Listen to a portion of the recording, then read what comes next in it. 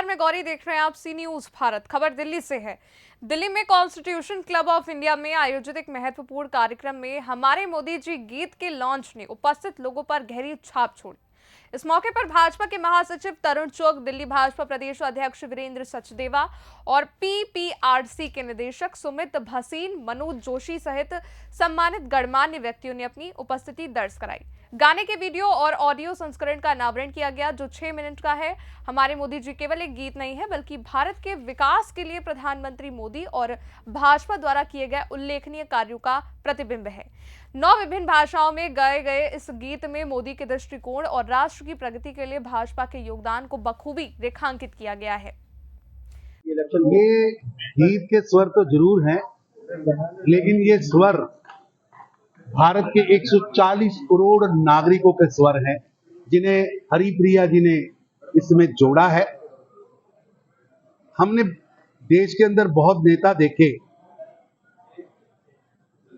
और आप आज भी देख रहे हैं कि 1.5 दर्जन से ज्यादा प्रधानमंत्री पद के उम्मीदवार हैं और वो किसी ना किसी के बेटे भतीजे इस नाते उम्मीदवार हैं। और उन सभी का एक ही लक्ष्य है, हमारा परिवार कैसे आगे बढ़े, मेरा परिवार कैसे आगे बढ़े। लेकिन प्रधानमंत्री मोदी जी का एक ही लक्ष्य है कि पूरा भारत मेरा परिवार है, भारत का हर बेटा बेटी आगे बढ़े।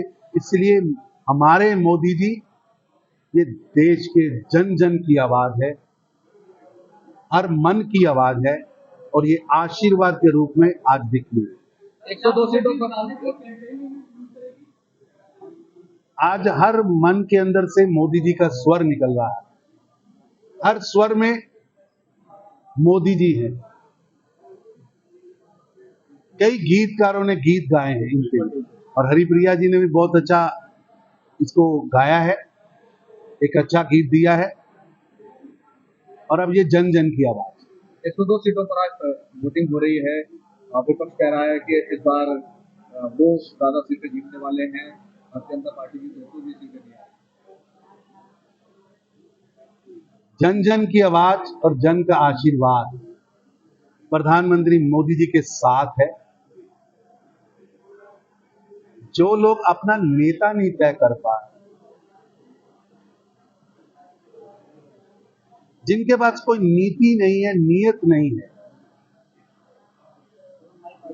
और एक दूसरे को काटने में लगे, भारत की जनता बहुत समझदार है। आप देखिए,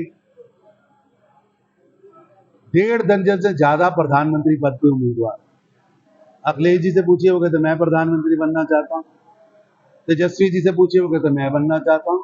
राहुल गांधी जी से पूछिए, वो कहते मैं बनना चाहता हूं। प्रियंका जी भी बनना चाहती, खड़गे साहब भी बनना चाहते हैं, डीएमके भी बनना चाहती, ममता जी भी बनना चाहती, केसीआर साहब भी बनना चाहती। 1.5 दर्जन से ज्यादा उम्मीदवार हैं और सभी के सभी चाहते हैं खंडित जनादेश आए, देश की सरकार का जनादेश खंडित आए, छोटे छोटे टुकड़ों में आए। और यही मुंगेरी लाल का सपना वो सारा दिन देखते रहते हैं। लेकिन देश की जनता कुछ और देखती है। ये देखते हैं कि देश के अंदर खंडित जनादेश आए और कमजोर सरकार आए, मजबूर सरकार आए। लेकिन देश की जनता नरेंद्र मोदी जी के नेतृत्व में मजबूत सरकार चाहती है और मजबूत सरकार मोदी जी के नेतृत्व में आएगी। फिर एक बार मोदी जी आएंगे और 400 पार होगी और 400 पार हमारा देश का लक्ष्य है। गाने का विमोचन यहाँ दिल्ली में कॉन्स्टिट्यूशन क्लब में यहाँ हो रहा है, इस हॉल में, और इसके विमोचन के लिए मैं यहाँ आया हूँ। और बहुत ही सुंदर गीत बनाया है हरिप्रिया भार्गव जी ने, उनको बहुत बहुत अभिनंदन, साधुवाद। और जिस प्रकार का गाना उन्होंने बनाया है कि जैसे पिछले 10 साल में राष्ट्र सर्वोपरि ये उद्देश्य लेकर विरासत और विकास को समांतर लेवल पे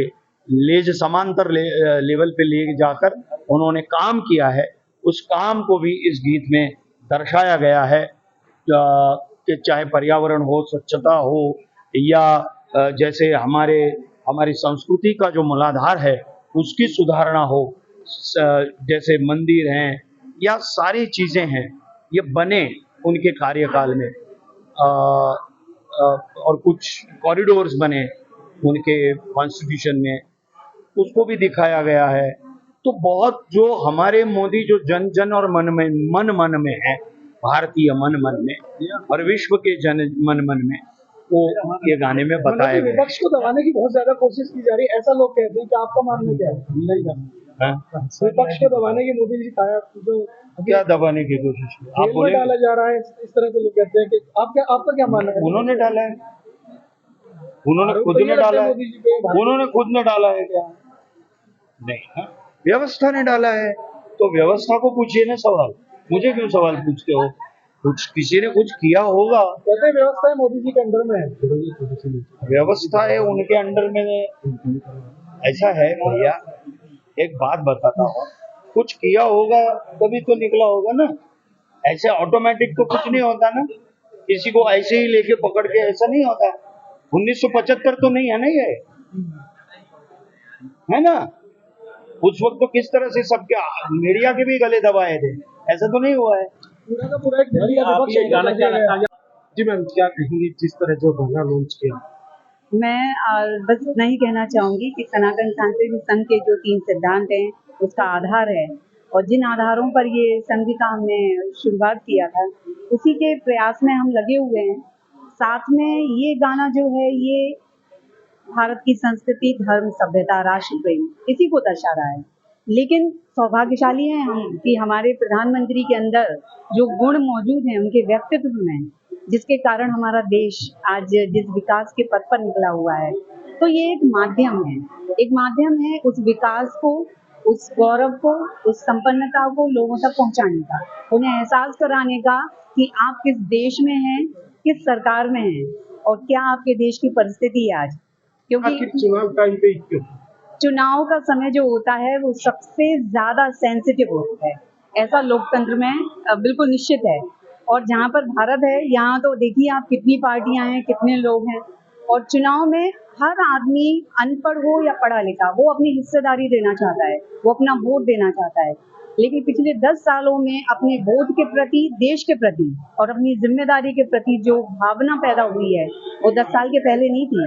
आज एक सब्जी बेचने वाला हो या सफाई करने वाला, कोई ना छोटा है ना कोई बड़ा है, और उसके वोट की कीमत उतनी ही है जितनी किसी मिनिस्टर के वोट की होती है। ये भावना हर एक के अंदर पैदा हो गई। दिल्ली से सी न्यूज संवाददाता दीपक सिंह की रिपोर्ट। इस रिपोर्ट में बस इतना ही। देश और दुनिया की बड़ी खबरों के लिए देखते रहिए आप सी न्यूज भारत।